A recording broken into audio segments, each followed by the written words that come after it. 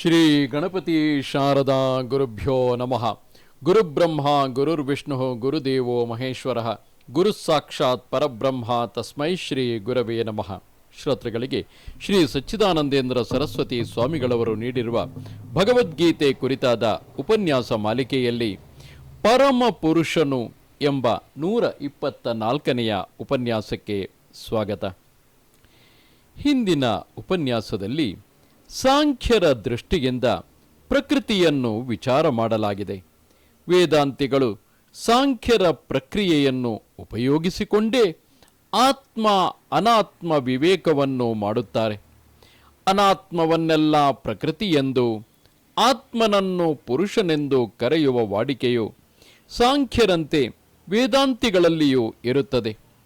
ಈ ಅರ್ಥದಲ್ಲಿ ಹೊರಗಿರುವ ಭೂತ ಭೌತಿಕ ಪದಾರ್ಥಗಳಲ್ಲದೆ ಆಧ್ಯಾತ್ಮಿಕವಾದ ಶರೀರೇಂದ್ರಿಯಗಳು ಪ್ರಕೃತಿಯ ಕಾರ್ಯವೇ ಆಗಿರುತ್ತವೆ. ಪ್ರಕೃತಿಯಲ್ಲಿ ಅವಿವೇಕದಿಂದ ನಾನು ನನ್ನದು ಎಂಬ ಅಭಿಮಾನವನ್ನು ಇಟ್ಟುಕೊಂಡಿರುವುದೇ ಪುರುಷನ ಸಂಸಾರ ಬಂಧಕ್ಕೆ ಕಾರಣವಾಗಿರುತ್ತದೆ. ಪ್ರಕೃತಿ ಪುರುಷ ವಿವೇಕದಿಂದ ಪುರುಷನು ತನ್ನ ಶುದ್ಧ ಸ್ವರೂಪದಿಂದ ಹೀಗಿರುವನೆಂಬ ಅರಿವು ಆಗುತ್ತದೆ. ಅದರಿಂದ ಬಂಧವು ತೊಲಗುತ್ತದೆ ಎಂಬ ಅಭಿಪ್ರಾಯವು ಸಾಂಖ್ಯರಿಗೂ ವೇದಾಂತಿಗಳಿಗೂ ಸಮಾನವಾಗಿರುತ್ತದೆ. ಆದರೆ ವೇದಾಂತಿಗಳು ಪ್ರಕೃತಿ ಎಂಬ ಮಾತನ್ನು ಇನ್ನೂ ವಿಶಾಲವಾದ ಅರ್ಥದಲ್ಲಿ ಉಪಯೋಗಿಸುತ್ತಾರೆ. ಪ್ರಕೃತಿ ಎಂದರೆ ಕಾರಣವು, ವಿಕೃತಿ ಎಂದರೆ ಕಾರ್ಯವು. ಸಾಂಖ್ಯರ ದೃಷ್ಟಿಯಲ್ಲಿ ಪ್ರಧಾನವೆಂಬ ಒಂದಾನೊಂದು ಅನುಮಾನ ಗಮ್ಯವಾದ ತತ್ವವು ಜಗತ್ ಕಾರಣವಾಗಿರುವುದರಿಂದ ಅದನ್ನು ಅವರು ಮೂಲ ಪ್ರಕೃತಿ ಎಂದು ಕರೆಯುತ್ತಾರೆ. ಅವರ ಮತದಲ್ಲಿ ಪ್ರಧಾನಕ್ಕಿಂತ ಹೆಚ್ಚಿನ, ಅದಕ್ಕಿಂತಲೂ ಸೂಕ್ಷ್ಮವಾದ ಕಾರಣ ತತ್ವವು ಇರುವುದಿಲ್ಲ. ಆ ಮೂಲ ಪ್ರಕೃತಿಯಿಂದಲೇ ಮಹತ್ತು, ಅಹಂಕಾರ, ಭೂತ ತನ್ಮಾತ್ರೆಗಳು ಎಂಬ ವಿಕೃತಿಗಳು ಹುಟ್ಟುವವೆಂದು, ಆ ವಿಕೃತಿ ರೂಪವಾದ ಪ್ರಕೃತಿಗಳಿಂದ ಮತ್ತೆ ಈ ಜಗತ್ತು ಉಂಟಾಗಿರುವುದೆಂದು ಸಾಂಖ್ಯರ ನಂಬಿಕೆ. ಸಾಂಖ್ಯರು ಹೇಳುವ ಈ ಪ್ರಕ್ರಿಯೆಯನ್ನು ವೇದಾಂತಿಗಳು ತಮ್ಮ ಪ್ರತಿಪಾದನೆಗೆ ಅಲ್ಲಲ್ಲಿ ಉಪಯೋಗಿಸಿಕೊಳ್ಳುವುದು ಉಂಟಾದರೂ ಪ್ರಧಾನವು ತಾನೇ ಸ್ವತಂತ್ರವಾಗಿ ಜಗತ್ ಕಾರಣವಾಗಿರುವುದು ಎಂಬುದನ್ನಾಗಲಿ, ಅದೇ ಜೀವನಿಗೆ ಬಂಧ ಮೋಕ್ಷಗಳನ್ನು ಉಂಟು ಮಾಡುವುದು ಎಂಬುದನ್ನಾಗಲಿ ಅವರು ಅಂಗೀಕರಿಸಿರುವುದಿಲ್ಲ. ಇದನ್ನು ಆಗಲೇ ತಿಳಿಸಿರುತ್ತೇನೆ. ಜಗತ್ಕಾರಣವಾಗಿರುವ ಪ್ರಧಾನವನ್ನು ಅವ್ಯಕ್ತ, ಅವ್ಯಾಕೃತ ಎಂಬ ಹೆಸರಿನಿಂದ ಅಂಗೀಕರಿಸಿ ಅದು ಪರಮೇಶ್ವರನ ಶಕ್ತಿಯೆಂದು ವೇದಾಂತಿಗಳು ಹೇಳುವರು. ಈ ಜಗತ್ತು ಪ್ರಳಯದಲ್ಲಿ ಅವ್ಯಕ್ತ ರೂಪವಾಗಿದ್ದುಕೊಂಡು ಸೃಷ್ಟಿ ಕಾಲಕ್ಕೆ ಜಗತ್ತಾಗಿ ತೋರಿಕೊಳ್ಳುತ್ತದೆ. ಹೀಗೆ ಆಗುವುದು ಯಾವುದು ಸ್ವತಂತ್ರವಾಗಿ ಆಗುವ ಕಾರ್ಯವಲ್ಲ. ಇದೆಲ್ಲ ಪರಮೇಶ್ವರನ ಅಧೀನವಾಗಿ ಆಗುತ್ತಿರುತ್ತದೆ ಎಂಬುದು ವೇದಾಂತಿಗಳ ಮತವು. ಪರಮೇಶ್ವರನ ಈ ಶಕ್ತಿಯನ್ನು ಪರಮೇಶ್ವರನ ಪ್ರಕೃತಿಯೆಂದೂ ವೇದಾಂತಿಗಳು ಕರೆಯುವುದುಂಟು. ಈ ವಿವರಣೆಯಲ್ಲಿ ಪ್ರಕೃತಿ ಎಂದರೆ ಸ್ವಭಾವ ವಿಶೇಷವು ಎಂದರ್ಥ. ಅವ್ಯಾಕೃತವು ಪರಮೇಶ್ವರನ ಅಪರ ಪ್ರಕೃತಿಯು. ಅದೇ ಮೇಲೆ ವಿವರಿಸಿರುವ 8 ಪ್ರಕಾರಗಳಿಂದ ಪರಿಣಮಿಸಿ ಅಚೇತನವಾದ ಜಗತ್ತಿನ ರೂಪದಲ್ಲಿ ಕಾಣಿಸಿಕೊಂಡಿರುತ್ತದೆ. ಈ ಅಚೇತನ ಪ್ರಕೃತಿಯಲ್ಲದೆ ಪರಮೇಶ್ವರನಿಗೆ ಚೇತನ ರೂಪವಾದ ಪ್ರಕೃತಿಯು ಒಂದುಂಟು. ಅದೇ ಪರ ಪ್ರಕೃತಿಯು. ಈ ಪರ ಪ್ರಕೃತಿಯು ಅಥವಾ ಚೇತನ ಪ್ರಕೃತಿಯು ಜೀವರಾಗಿ ಜಗತ್ತಿನಲ್ಲಿ ಕಾಣುತ್ತಿರುವುದು. ಪರಮೇಶ್ವರನ ಚೇತನ ಅಚೇತನ ಪ್ರಕೃತಿಗಳಿಂದಲೇ ಈ ಜಗತ್ತು ಆಗಿರುತ್ತದೆ ಎಂಬುದು ವೇದಾಂತಿಗಳ ಮತವು. ಪರ ಮತ್ತು ಅಪರ ಪ್ರಕೃತಿಗಳ ವಿಂಗಡಣವನ್ನು ಹಿಂದೆ 7ನೆಯ ಅಧ್ಯಾಯದಲ್ಲಿಯೇ ವಿವರಿಸಿ ತಿಳಿಸಲಾಗಿದೆ. ಒಂದೇ ವಸ್ತುವಿಗೆ ಎರಡು ಪ್ರಕೃತಿಗಳು ಇರುವುದು ಹೇಗೆ ಎಂದು ನೀವು ಕೇಳಬಹುದು. ಆ ಎರಡು ಪ್ರಕೃತಿಗಳೂ ಪರಮೇಶ್ವರನ ಸ್ವರೂಪವೇ ಆಗಿರುವುದರಿಂದ ಅವನಿಗಿಂತ ಭಿನ್ನವಲ್ಲವೇ ಅಲ್ಲ. ಆದರೂ ಕಾರ್ಯದ ಅಪೇಕ್ಷೆಯಿಂದ ಇವನ್ನು ಎರಡೆಂದು ಭಾವಿಸಬಹುದು. ಬೆಂಕಿಗೆ ಬಿಸಿ ಮತ್ತು ಬೆಳಕು ಎರಡೂ ಸ್ವಭಾವವಾಗಿರುತ್ತದೆ. ಅವು ಬೆಂಕಿಯ ಸ್ವರೂಪವೇ ಹೊರತು ಅದಕ್ಕಿಂತ ಬೇರೆಯಾಗಿರುವುದಿಲ್ಲ. ಇದರಂತೆ ಪರಮಾತ್ಮನಿಗೆ ಚೇತನ ಪ್ರಕೃತಿ, ಅಚೇತನ ಪ್ರಕೃತಿ ಎಂಬ ಎರಡು ಪ್ರಕೃತಿಗಳಿರುವವು. ವಿಜ್ಞಾನವು ಅವಿಜ್ಞಾನವು ಒಂದೇ ಬ್ರಹ್ಮದ ರೂಪಗಳು ಎಂದು ಶ್ರುತಿಯಲ್ಲಿ ಹೇಳಿರುವುದಕ್ಕೆ ಇದೇ ಅರ್ಥ. ಇದರಲ್ಲಿ ಯಾವ ಅನುಪಪತ್ತಿಯೂ ಇರುವುದಿಲ್ಲ. ನಹಿ ದೃಷ್ಟೇ ಅನುಪಪನ್ನಂ ನಾಮ, ಅನುಭವದಲ್ಲಿ ಕಂಡುಬಂದಿರುವುದರಲ್ಲಿ ಅನುಪಪತ್ತಿ ಎಂಬುದೇ ಇಲ್ಲ. ಬಿಸಿ ಬೆಳಕು ಎರಡು ಪ್ರಕೃತಿಗಳು ಬೆಂಕಿಯಲ್ಲಿ ಕಾಣಬರುವುದರಿಂದ ಒಂದು ವಸ್ತುವಿಗೆ ಎರಡು ಪ್ರಕೃತಿ ಹೇಗೆ ಎಂದು ಯುಕ್ತಿಯಿಂದ ಅನುಭವವನ್ನು ಅಲ್ಲಗಳೆಯುವುದಕ್ಕೆ ಆಗಲಾರದು. ಇದಂತಿರಲಿ, ಚೇತನ ಪ್ರಕೃತಿಯಾದ ಪರ ಪ್ರಕೃತಿಯನ್ನು ಪುರುಷನೆಂದು, ಅಚೇತನ ಪ್ರಕೃತಿಯಾದ ಅಪರ ಪ್ರಕೃತಿಯನ್ನು ಪ್ರಕೃತಿಯೆಂದು ಇಲ್ಲಿ ಕರೆದಿರುವುದು ಸಾಂಖ್ಯರ ಪ್ರಕ್ರಿಯಾನುಸಾರ ಎಂಬುದನ್ನು ನೆನಪಿಟ್ಟುಕೊಂಡು ಮುಂತೆರಳೋಣ. ಕಾರ್ಯಕಾರಣ ಕರ್ತೃತ್ವಕ್ಕೆ ಪ್ರಕೃತಿಯು ಹೇತು ಎಂದು ಹಿಂದೆ ಹೇಳಿದೆಯಷ್ಟೇ, ಅಚೇತನ ಪ್ರಕೃತಿಯೇ ನಮ್ಮ ಶರೀರ ಇಂದ್ರಿಯಾದಿಗಳ ರೂಪವನ್ನು ಧರಿಸಿದೆ ಎಂದು ಅದಕ್ಕೆ ಅರ್ಥ. ಪುರುಷನು ಈ ಪ್ರಕೃತಿಯ ಸಂಗದಿಂದ ಸುಖ ದುಃಖಗಳ ಭೋಕ್ತೃತ್ವವನ್ನು ಅನುಭವಿಸುತ್ತಿರುತ್ತಾನೆ. ಸ್ವಲ್ಪ ತಿಳುವಳಿಕೆಯುಳ್ಳ ಮನುಷ್ಯನು ಪ್ರಕೃತಿಯ ಮುಂದೆ ಸುಮ್ಮನೆ ಕೂರಲಾರನು. ಆದರೆ ವಿವೇಕಿಯಾದವನು ಇದೆಲ್ಲ ಪ್ರಕೃತಿಯೇ ಎಂದು ತಿಳಿದುಕೊಂಡು ತಾನು ಅದರಲ್ಲಿ ಬೆರೆಯದೆ ಆಸಕ್ತನಾಗಿರುತ್ತಾನೆ. ಪ್ರಕೃತಿಯು ವಿವೇಕದಿಂದ ತನ್ನ ಬಂಧನ ಕಾರ್ಯವನ್ನು ಸಮಾಪ್ತಿಗೊಳಿಸುವುದೆಂಬುದನ್ನು ಸಾಂಖ್ಯರು ಈ ರೀತಿಯಾಗಿ ತಿಳಿಸಿದ್ದಾರೆ. ಪ್ರಕೃತೆ ಸುಕುಮಾರತರಂ ನ ಕಿಂಚಿದಸ್ತೀತಿ ಮೇ ಮತಿರ್ಭವತಿ, ಯಾ ದೃಷ್ಟಾಸ್ಮಿತೆ ಪುನರ್ನ ದರ್ಶನಮುಪೈತಿ ಪುರುಷಸ್ಯ. ಪ್ರಕೃತಿಗಿಂತ ಸುಕುಮಾರವಾಗಿರುವುದು ಯಾವುದೂ ಇಲ್ಲವೆಂದು ನನಗೆ ತೋರುತ್ತದೆ. ಏಕೆಂದರೆ ಪುರುಷನು ತನ್ನನ್ನು ಕಂಡೆನೆಂದು ಗೊತ್ತಾದ ಕೂಡಲೇ ಅದು ಮತ್ತೆ ಕಾಣಿಸಿಕೊಳ್ಳದಂತಾಗುವುದು.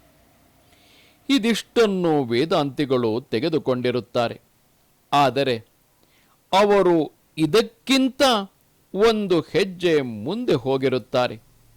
ಅವರು ಹೇಳುವುದೇನೆಂದರೆ, ಈ ಪ್ರಕೃತಿಯು ಅವಿದ್ಯಾತ್ಮಕ, ಅದು ಬರಿಯ ಹುಸಿ ತೋರಿಕೆ. ಒಂದೇ ಆತ್ಮವಸ್ತು ಪ್ರಕೃತಿ ಪುರುಷ ಎಂದು ಎರಡು ಬಗೆಯಾಗಿ ಕಾಣಿಸಿಕೊಳ್ಳುತ್ತಿದೆ. ತತ್ವವನ್ನು ಅರಿತುಕೊಂಡರೆ ಕೂಡಲೇ ಸಂಸಾರ ಬಂಧವೆಲ್ಲ ಮಾಯವಾಗುತ್ತದೆ. ಪ್ರಕೃತಿಯು, ಅದರ ಕಾರ್ಯವು ಈ ಸಹರಾ ಮರುಭೂಮಿಯಲ್ಲಿ ಕಾಣುವಂಥ ಮರೀಚಿಕೆಯು, ಬಿಸಿಲು ಕುದುರೆಯ ನೀರು ಮಾತ್ರ. ಇವೆಲ್ಲ ಇಂದ್ರಜಾಲದಿಂದ ತೋರುವ ದೃಶ್ಯ ವಿಶೇಷವು ಎಂದು ಜ್ಞಾನಿಗಳು ಎಷ್ಟು ಹೇಳಿದರೂ ಅಜ್ಞಾನಿಗಳು ಅದನ್ನು ನಂಬದೇ ಇರುತ್ತಾರೆ. ಬಿಸಿಲು ಕುದುರೆಯನ್ನು ನೀರೆಂದು ಭ್ರಮಿಸಿ ಬಾಯಾರಿಕೆಯನ್ನು ಇಂಗಿಸಿಕೊಳ್ಳುವುದಕ್ಕೆಂದು ಅತ್ತ ಕಡೆಗೆ ಹರಿಯುವವರನ್ನು, ದಾರಿಯ ಸ್ವಭಾವವನ್ನು ಬಲ್ಲ ಪ್ರಯಾಣಿಕರು, ಅಣ್ಣಗಳಿರ, ಇದು ನೀರಲ್ಲ, ಇದೆಲ್ಲ ಮರಳು ಕಾಡೆ. ಮುಂದೆ ಅಲ್ಲಲ್ಲಿ ನಿಜವಾದ ಜಲಾಶಯಗಳಿವೆ, ಅಲ್ಲಿ ನೀರು ಕುಡಿದು ಬಾಯಾರಿಕೆಯನ್ನು ಆರಿಸಿಕೊಳ್ಳಿರಿ, ಬಳಲಿಕೆಯನ್ನು ತೀರಿಸಿಕೊಳ್ಳಿರಿ ಎಂದು ಎಷ್ಟು ಹೇಳಿದರೂ ಕೇಳದೆ ಮುನ್ನುಗ್ಗಿ ಬಳಿಕ ದಾರಿಗಾಣದೆ ಕಂಗೆಟ್ಟ ಅವಿವೇಕಿಗಳು ಉಂಟು ಅಲ್ಲವೇ? ಹೀಗೆ ವೃಥಾಭಿಮಾನದಿಂದ ಪುರುಷನು ಪ್ರಕೃತಿಯ ವಿಲಾಸಕ್ಕೆ ಮರುಳಾಗಿ ಸುಖ ದುಃಖಗಳ ಭೋಕ್ತೃವಾಗುವುದು ತಪ್ಪು ತಿಳುವಳಿಕೆಯಿಂದ. ಆ ಭೋಕ್ತೃತ್ವವು ಕನಸಿನ ಭೋಕ್ತೃತ್ವದಂತೆ ಹುಸಿಯೇ ಆಗಿರುತ್ತದೆ. ಆದರೆ ಯಾರು ಸಾಧು ಸಂಘ, ದೈವ ಭಕ್ತಿ ಮುಂತಾದ ಉಪಾಯಗಳಿಂದ ಪ್ರಪಂಚವನ್ನು ನೋಡುವರೋ ಅವರ ತಿಳಿವುಗಣ್ಣಿಗೆ ಇದು ಮರುಮರೀಚಿಕೆ, ಇದು ನಿಜವಾದ ಜಲಾಶಯ, ಇದು ಕನಸು, ಇದು ಎಚ್ಚರ ಎಂಬಂತೆ ಸತ್ಯ ಅನೃತಗಳ ವಿವೇಕ ಉಂಟಾಗುತ್ತದೆ. ಆಗ ಅವರು ಎಂದೆಂದಿಗೂ ಹುಸಿ ತೋರಿಕೆಯ ಪ್ರಕೃತಿಗೆ ಮರುಳಾಗುವುದಿಲ್ಲ. ಪುರುಷನ ಪರಮಾರ್ಥ ರೂಪವಾದ ಪರಮಾತ್ಮನಲ್ಲಿಯೇ ನಿಷ್ಠೆಯನ್ನು ಹೊಂದಿ ಸುಖದಿಂದ ಇರುತ್ತಾರೆ. ಇದೇ ವೇದಾಂತಿಗಳ ದೃಷ್ಟಿ. ಇದನ್ನೇ ಭಗವಂತನು ಪುರುಷ ಪ್ರಕೃತಿಸ್ಥೋ ಹಿ ಭುಂಕ್ತೈ ಪ್ರಕೃತಿಜಾನ್ ಗುಣಾನ್ ಎಂದು ವಿವರಿಸಿ ತಿಳಿಸಿರುತ್ತಾನೆ. ಹೀಗೆ ಗೃಹಸ್ಥರು ಗೃಹದಲ್ಲಿ ಇರುತ್ತಾರೋ ಹಾಗೆಯೇ ಉದ್ಯಾನಸ್ಥರು ಉದ್ಯಾನದಲ್ಲಿ ಹೇಗೆ ಉದ್ಯಾನಸ್ಥರು ಉದ್ಯಾನದಲ್ಲಿ ಇರುತ್ತಾರೋ ಹಾಗಲ್ಲ ಪುರುಷನು ಪ್ರಕೃತಿಸ್ಥನಾಗಿರುವನು ಎಂದಿರುವುದು. ಪ್ರಕೃತಿಸ್ಥನೆಂದರೆ ಪ್ರಕೃತಿಯನ್ನೇ ನಾನು ನನ್ನದು ಎಂಬ ಅಭಿಮಾನದಿಂದ ಕಲಬೆರಕೆ ಮಾಡಿಕೊಂಡು ತಿಳಿದಿರುವವನು. ಈ ಲೋಕದಲ್ಲಿ ಕೆಲವರು ಹಣವನ್ನು, ಕೆಲವರು ಹೊಲವನ್ನು, ಕೆಲವರು ಹೆಂಡಿರು ಮಕ್ಕಳನ್ನು, ಕೆಲವರು ಕೀರ್ತಿಯನ್ನು, ಕೆಲವರು ಕಲಾ ಕೌಶಲವನ್ನು, ಹೀಗೆ ಅಭಿಮಾನದಿಂದ ಅವೇ ತಾವು ತಮ್ಮವು ಎಂದು ತಪ್ಪಾಗಿ ಪಟ್ಟು ಹಿಡಿದ ಭಾವನೆಯಿಂದ ವ್ಯವಹರಿಸುತ್ತಿರುತ್ತಾರೆ. ಹೀಗೆ ಅಭಿಮಾನದಿಂದ ವರ್ತಿಸುವುದು ವ್ಯವಹಾರದಲ್ಲಿ ಸ್ವಲ್ಪ ಮಟ್ಟಿಗೆ ಸ್ವಲ್ಪ ಕಾಲದವರೆಗೂ ಪ್ರಯೋಜನಕಾರಿಯಾಗಬಹುದು. ಆದರೆ ಅದರಿಂದ ಪರಮ ಪ್ರಯೋಜನವು ಎಂದಿಗೂ ಆಗಲಾರದು. ದುಃಖ ಮಿಶ್ರವಿಲ್ಲದ ಸುಖವು ಈ ಅಭಿಮಾನದಿಂದ ಎಂದಿಗೂ ಸಿಕ್ಕಲಾರದು. ಮನುಷ್ಯನೆಂದರೆ ಸುಖ ದುಃಖವುಳ್ಳವನೇ. ರೋಗ ಅರೋಗಗಳು, ಲಾಭ ಅಲಾಭಗಳು, ಜಯ ಅಪಜಯಗಳು, ಮಾನಾಪಮಾನಗಳು, ಏಳು ಬೀಳುಗಳು ಎಂಬಿ ಬಗೆಯ ದ್ವಂದ್ವಕ್ಕೆ ಸಿಕ್ಕಿ ನರಳುವವನೇ ಎಂದು ಬಹುಜನರ ನಂಬಿಕೆ. ನೀವೆಲ್ಲರೂ ಶುದ್ಧಾನಂದ ಸ್ವರೂಪರು ಎಂದು ತಿಳಿದವರು ಹೇಳಿದರೂ ಅವರಿಗೆ ನಂಬಿಕೆ ಬರುವುದಿಲ್ಲ. ಪ್ರಕೃತಿಯ ವಿಕಾರಗಳಾದ ಬಗೆ ಬಗೆಯ ವಸ್ತುಗಳನ್ನು ಅವರು ಬಯಸಿ ಅವುಗಳ ಪ್ರಾಪ್ತಿಗಾಗಿ ಒದ್ದಾಡುತ್ತಲೇ ಇರುತ್ತಾರೆ.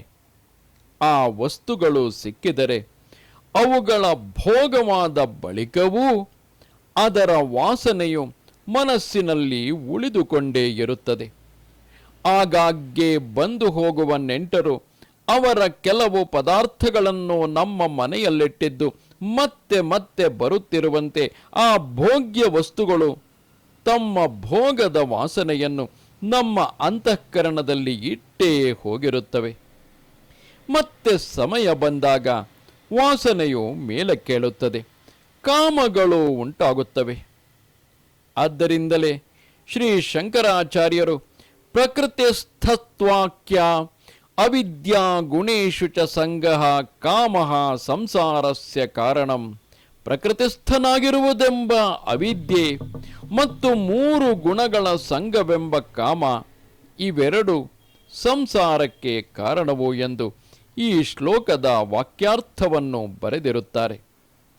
ಸಾಂಖ್ಯರ ದೃಷ್ಟಿಯಂತೆ ಪ್ರಕೃತಿಯು ಸತ್ಯವೇ ಇರಲಿ, ವೇದಾಂತಿಗಳ ದೃಷ್ಟಿಯಂತೆ ಮಾಯಿಕವಾಗಿಯೇ ಇರಲಿ, ಅಂತೂ ಪ್ರಕೃತಿಯು ಪುರುಷನಿಗೆ ಅವಿದ್ಯಾವಸ್ಥೆಯಲ್ಲಿ ನಾನಾ ಪ್ರಕಾರಗಳಿಂದ ಕಾಣಿಸಿಕೊಂಡು ಅವನನ್ನು ಬಗೆ ಬಗೆಯಿಂದ ಕಾಡಿಸಿ ಬೇಡಿಸಿ ಯಾವ ಕೆಲಸಕ್ಕೂ ಬಾರದಂತೆ ಮಾಡಿ ಕೈಬಿಡುತ್ತದೆ.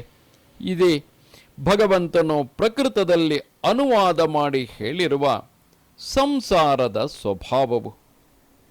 ಈಗ ಮುಂದಿನ ಶ್ಲೋಕಕ್ಕೆ ಅವತರಣಿಕೆ ಹೇಗೆಂದರೆ, ಪ್ರಕೃತಿಯನ್ನು ನಾನು ನನ್ನದು ಎಂದು ಅಭಿಮಾನಿಸಿದವನಿಗೆ ಮಾತ್ರ ಅದು ತಂಟೆ ಮಾಡುತ್ತಿರುತ್ತದೆ. ಆದರೆ ಈ ಪ್ರಕೃತಿಯನ್ನು ಹೊರದೂಡಿ ನೋಡುವವನು ದೃಷ್ಟವಾಗುತ್ತಾನೆ. ಆಗ ಅವನಿಗೆ ಪ್ರಕೃತಿಯು ದೃಶ್ಯವಾಗುತ್ತದೆ.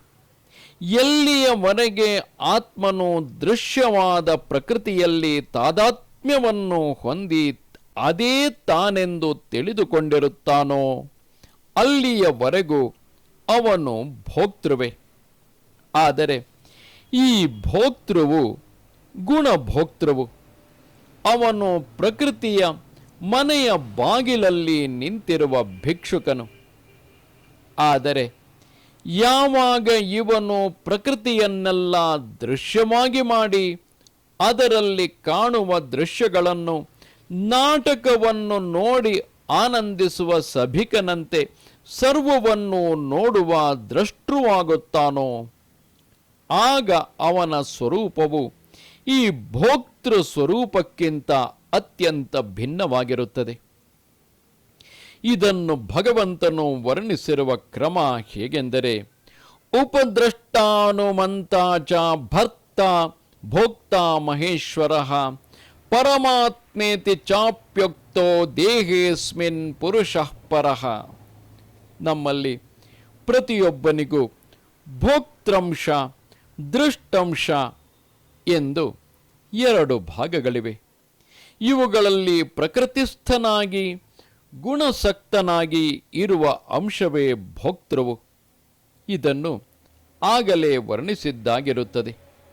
ಆದರೆ ಪ್ರಕೃತಿಸ್ಥನಾಗದೆ ಆತ್ಮಸ್ಥನಾಗಿರುವ ಗುಣಸಕ್ತನಾಗದೆ ಅಸಕ್ತನಾಗಿರುವ ಆತ್ಮನೇ ಉಪದ್ರಷ್ಟೃವು.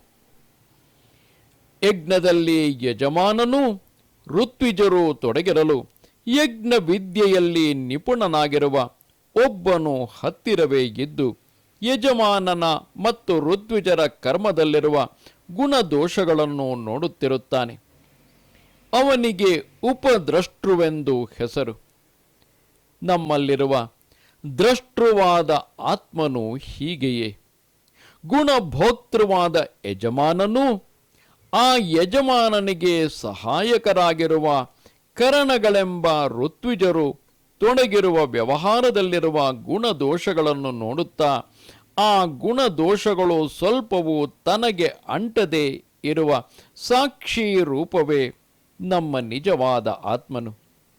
ಆದ್ದರಿಂದ ಇವನನ್ನು ಉಪದ್ರಷ್ಟೃವೆಂದು ಕರೆಯಬಹುದು. ಇಂದ್ರಿಯಗಳು ಮನಸ್ಸು ದ್ರಷ್ಟೃವೇ ಆಗಿರುತ್ತವೆ. ಅಂದರೆ ಇಂದ್ರಿಯಗಳು ಮನಸ್ಸು ದ್ರಷ್ಟೃವೇ ಆಗಿರುತ್ತವೆಯಾದರೂ ಅತ್ಯಂತವಾಗಿ ನಮ್ಮ ಬಳಿಯಲ್ಲಿ ನಮ್ಮ ಸ್ವರೂಪವೇ ಆಗಿದ್ದು ಎಲ್ಲರಿಗಿಂತಲೂ ಮಿಗಿಲೆನಿಸಿರುವ ದ್ರಷ್ಟೃವೇ ಇವನು.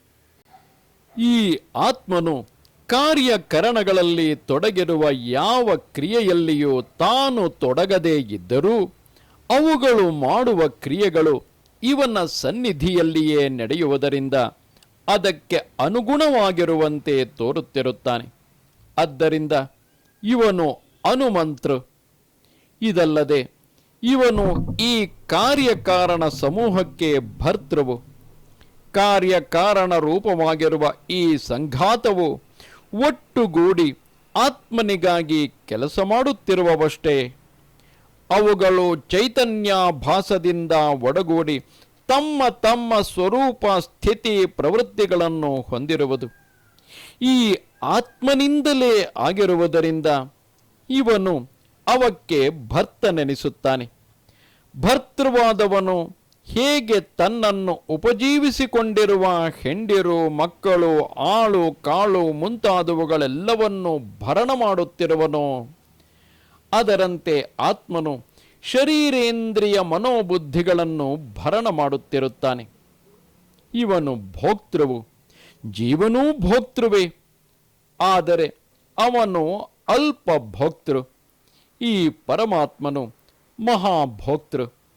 ಯಾವುದು ಬಂದರೂ ಅದನ್ನೆಲ್ಲ ತನ್ನ ಚೈತನ್ಯ ಸ್ವರೂಪದಿಂದ ಭೋಗಿಸುತ್ತಿರುತ್ತಾನೆ. ಜೀವನು ಪ್ರಕೃತಿಸ್ಥನಾಗಿ ಭೋಗಿಸುತ್ತಾನಷ್ಟೇ. ಅವನಿಗೆ ಆಶೆಗಳು ಅನಂತವಾಗಿರುತ್ತವೆ. ಆ ಆಶೆಗಳಿಂದ ಪ್ರೇರಿತನಾಗಿ ವಿಷಯಗಳನ್ನು ಒಂದೊಂದಾಗಿ ಕರಣಗಳ ಮೂಲಕವೇ ಅವನು ಭೋಗಿಸಬೇಕು. ಅವುಗಳನ್ನು ಭೋಗಿಸುವುದೆಂಬುದು ಅವನಿಗೊಂದು ಆಯಾಸದ ಕೆಲಸ. ಅವನು ಇಂದ್ರಿಯಗಳನ್ನು ಆಗಾಗ್ಗೆ ವಿಷಯಗಳಿಗೆ ಭಿಕ್ಷೆ ಬೇಡಬೇಕು. ಆದರೆ ಅವು ಅಂದರೆ ಇಂದ್ರಿಯಗಳು ಇವನು ಕೇಳಿದ್ದನ್ನೆಲ್ಲ ತಂದುಕೊಡುತ್ತವೆ ಎಂಬ ಭರವಸೆಯೂ ಇಲ್ಲ. ಆದರೆ ಪರಮಾತ್ಮನು ಹಾಗಲ್ಲ. ಅವನು ನಿತ್ಯ ತೃಪ್ತನಾಗಿರುತ್ತಾನೆ. ಸರ್ವಭೂತಗಳ ಸರ್ವ ಶರೀರಗಳಲ್ಲಿಯೂ ಆಯಾ ಜೀವರು ವಿಷಯಗಳನ್ನು ಭೋಗಿಸುತ್ತಿರುವಂತೆ ಕಂಡರೂ ನಿಜವಾಗಿ ಎಲ್ಲ ಭೋಗಗಳನ್ನು ಇಂದ್ರಿಯಗಳೆಲ್ಲವೂ ಕಾಣಿಕೆಯಾಗಿ ಈ ಪರಮಾತ್ಮನಿಗೆ ಒಪ್ಪಿಸುತ್ತಿರುತ್ತವೆ. ಆದರೆ ಇಂದ್ರಿಯಗಳು ಕೊಡಲಿ ಬಿಡಲಿ ಪ್ರಪಂಚದಲ್ಲಿ ಯಾವುದೊಂದು ಭೋಗವು ಈ ಪರಮಾತ್ಮನಿಗೆ ದೂರವಾಗಿ ಅಥವಾ ಪರೋಕ್ಷವಾಗಿ ಇರುವುದಿಲ್ಲ. ಅವನು ಇಂಥದ್ದೊಂದು ಭೋಗವು ಸಿಕ್ಕಲಿಲ್ಲವಲ್ಲ ಎಂದು ಹಂಬಲಿಸುವ ಹಾಗಿಲ್ಲ, ಅಥವಾ ಇಂಥದ್ದೊಂದು ಭೋಗವು ಸಿಕ್ಕಿತಲ್ಲ ಎಂದು ಹರ್ಷದಿಂದ ಹಿಗ್ಗುವಂತೆಯೂ ಇಲ್ಲ. ಇಷ್ಟೇ ಅಲ್ಲ, ಪರಮಾತ್ಮನ ಭೋಗವು ಜೀವನ ಭೋಗದಂತೆ ಆಯಾಸಕರವಾಗಿಯೂ ಇರುವುದಿಲ್ಲ. ಅವನು ಕಾಮಗಳನ್ನು ಒಂದೊಂದಾಗಿ ಕರಣಗಳ ಮೂಲಕ ಅನುಭವಿಸಬೇಕಾದದ್ದೇನೂ ಇಲ್ಲ. ಎಲ್ಲೆಲ್ಲಿ ಏನೇನು ಇರುವುದೋ, ಎಲ್ಲೆಲ್ಲಿ ಯಾವುದರ ಭೋಗಗಳು ಜೀವರುಗಳಿಗೆ ಆಗುತ್ತಿರುವವೋ ಅವುಗಳಲ್ಲಿ ಯಾವುದೊಂದು ಈ ಪರಮಾತ್ಮನ ಚೈತನ್ಯದ ಸಂಬಂಧವಿಲ್ಲದೆ ಒಂದು ಕ್ಷಣವೂ ನಿಲ್ಲಲಾರದು. ಹೀಗೆ ಅನಂತವಾದ ಭೋಗಗಳನ್ನು ಒಮ್ಮೆಗೆ ಯಾವ ವಿಕಾರವೂ ಇಲ್ಲದೆಯೇ ತನ್ನ ಚೈತನ್ಯ ಸ್ವರೂಪದ ಸತ್ತ ಮಾತ್ರದಿಂದ ಭೋಗಿಸುವ ಮಹಾಭೋಕ್ತೃತ್ವವು ಈ ಪರಮಾತ್ಮನದು. ಇದರಂತೆ ಈತನು ಮಹೇಶ್ವರನು. ಜೀವರನ್ನು ತಮ್ಮ ತಮ್ಮ ಶರೀರಾದಿಗಳಿಗೆ ಸ್ವಾಮಿಗಳು, ಈಶ್ವರರು ಎಂದು ಆಗಾಗ್ಗೆ ಶಾಸ್ತ್ರಕಾರರು ಕರೆಯುವುದುಂಟು. ಆದರೆ ಅದು ಲೋಕ ಬುದ್ಧಿಯನ್ನು ಅನುಸರಿಸಿದ ಅನುವಾದ ಮಾತ್ರವಾಗಿರುತ್ತದೆ. ಸ್ವಲ್ಪ ಮಟ್ಟಿಗೆ ಕೈ ಕಾಲು ಮುಂತಾದ ಅವಯವಗಳನ್ನು ಇಚ್ಛಾಪೂರ್ವಕವಾಗಿ ಉಪಯೋಗಿಸಬಲ್ಲವರಾದ್ದರಿಂದ ಅವರನ್ನು ಅಷ್ಟರ ಮಟ್ಟಿಗೆ ಶರೀರಕ್ಕೆ ಈಶ್ವರರೆಂದು ಕರೆಯಬಹುದು. ಆದರೆ ನಿಜವಾಗಿ ಅವರು ತಮ್ಮ ತಮ್ಮ ಇಂದ್ರಿಯಗಳಿಗೆ ದಾಸರಾಗಿರುತ್ತಾರೆ. ಇಂದ್ರಿಯಗಳ ಮೂಲಕವೇ ಅವರು ಭೋಗಗಳನ್ನು ಪಡೆಯಬೇಕು. ಕರಣಗಳನ್ನು ಉಪಯೋಗಿಸಿಕೊಂಡೇ ಆಯಾ ವ್ಯಾಪಾರವನ್ನು ಮಾಡಬೇಕು. ಆದ್ದರಿಂದ ಕರಣಗಳು ಎತ್ತ ಎಳೆದರೆ ಇವರು ಅತ್ತ ಸಾಗಬೇಕಾಗಿರುತ್ತದೆ. ಜೀವರುಗಳಲ್ಲಿ ಧರ್ಮ, ಜ್ಞಾನ, ವೈರಾಗ್ಯ ಮುಂತಾದವುಗಳು ತಾರತಮ್ಯದಿಂದ ಬೇರೆ ಬೇರೆಯ ಪ್ರಮಾಣದಲ್ಲಿ ಇರುವುದರಿಂದ ಅವರುಗಳ ಈಶ್ವರತ್ವವು ತಾರತಮ್ಯದಿಂದ ಕೂಡಿಕೊಂಡೇ ಇರುತ್ತದೆ. ಸ್ಥಾವರ ಪ್ರಾಣಿಗಳಲ್ಲಿ ಈಶ್ವರತ್ವವು ಅತ್ಯಂತ ಕಡಿಮೆಯ ಪ್ರಮಾಣದಲ್ಲಿ ಇರುತ್ತದೆ. ಅದು ಅಲ್ಲಿ ಇಲ್ಲವೇ ಇಲ್ಲವೆಂದು ಹೇಳಬಹುದಾಗಿರುತ್ತದೆ. ಅವುಗಳಿಗಿಂತ ಜಂಗಮ ಪ್ರಾಣಿಗಳಲ್ಲಿ, ಅವುಗಳಿಗಿಂತ ಮನುಷ್ಯರಲ್ಲಿ, ಮನುಷ್ಯರಿಗಿಂತ ಪಿತೃಗಳಲ್ಲಿ ಮತ್ತು ದೇವತೆಗಳಲ್ಲಿ ಕ್ರಮವಾಗಿ ಹೆಚ್ಚುತ್ತಾ ಹೋಗಿರುತ್ತವೆ. ಹಿರಣ್ಯ ಗರ್ಭನಲ್ಲಿ ಅದು ಮಿಕ್ಕ ಎಲ್ಲರಿಗಿಂತಲೂ ಹೆಚ್ಚಾಗಿರುತ್ತದೆ. ಆದರೂ ಸಂಸಾರ ಮಂಡಲದಲ್ಲಿರುವ ಈ ಯಾವ ಜೀವರಿಗೂ ಪರಮಾತ್ಮನಿಗೆ ಸಮವಾದ ಈಶ್ವರತ್ವ ಇರುವುದಿಲ್ಲ. ಏಕೆಂದರೆ ಈ ಮೊದಲೇ ಹೇಳಿರುವಂತೆ ಅವನು ಎಲ್ಲರಿಗೂ ಆತ್ಮನಾಗಿರುತ್ತಾನೆ. ಎಲ್ಲರ ಶರೀರೇಂದ್ರಿಯಗಳು ಅವನವೇ ಆಗಿರುತ್ತದೆ. ಇದಲ್ಲದೆ ಅವನಿಗೆ ಯಾವ ಶರೀರೇಂದ್ರಿಯಗಳ ಹಂಗೂ ಇರುವುದೇ ಇಲ್ಲ. ಕೈ ಕಾಲುಗಳಿಲ್ಲದೆಯೂ ವೇಗದಿಂದ ನಡೆಯಬಲ್ಲನು, ಹಿಡಿಯಬಲ್ಲನು, ಕಣ್ಣಿಲ್ಲದೆಯೂ ನೋಡಬಲ್ಲನು, ಕಿವಿಯಿಲ್ಲದೆಯೂ ಕೇಳಬಲ್ಲನು, ತಿಳಿಯತಕ್ಕದ್ದನ್ನೆಲ್ಲ ಮನಸ್ಸಿನ ವೃತ್ತಿಗಳಿಲ್ಲದೆಯೇ ಒಮ್ಮೆಯೇ ಅರಿತುಕೊಳ್ಳಬಲ್ಲನು. ಇಂಥ ಸ್ವಾತಂತ್ರ್ಯವುಳ್ಳವನು ಆತನು ಪರಮಾತ್ಮನು. ಆದ್ದರಿಂದ ಶ್ರುತಿಯು ತಮೀಶ್ವರಾಣಾಂ ಪರಮಂ ಮಹೇಶ್ವರಂ ತಂ ದೇವತಾನಾಂ ಪರಮಂಚ ದೈವತಂ ಪತಿಂ ಪತೀನಾಂ ಪರಮಂ ಪರಸ್ತಾದ್ವಿಧಾಮ ದೇವಂ ಭುವನೇಶಮೇಡ್ಯಂ. ಅವನು ಈಶ್ವರರಿಗೆಲ್ಲ ಹೆಚ್ಚಿನ ಮಹೇಶ್ವರನು, ಅವನು ದೇವತೆಗಳಿಗೆಲ್ಲ ಪರಮದೇವನು, ಪತಿಗಳಿಗೆ ಪತಿಯು, ಎಲ್ಲಕ್ಕೂ ಹೆಚ್ಚಿನ ಪರಮನು, ಭುವನಗಳಿಗೆಲ್ಲ ಸ್ತೋತ್ರಾರ್ಹನಾದ ಈಶ್ವರನು ಎಂದು ಕೊಂಡಾಡುತ್ತಿದೆ. ಇದಲ್ಲದೆ ಇವನು ಪರಮಾತ್ಮನು ಅವಿವೇಕಿಗಳಿಗೆ ದೇಹಾದಿಗಳೇ ಆತ್ಮನಾಗಿರುವವು, ಸ್ವಲ್ಪ ವಿವೇಕವುಳ್ಳವರಿಗೆ ಜೀವನೇ ಆತ್ಮನು.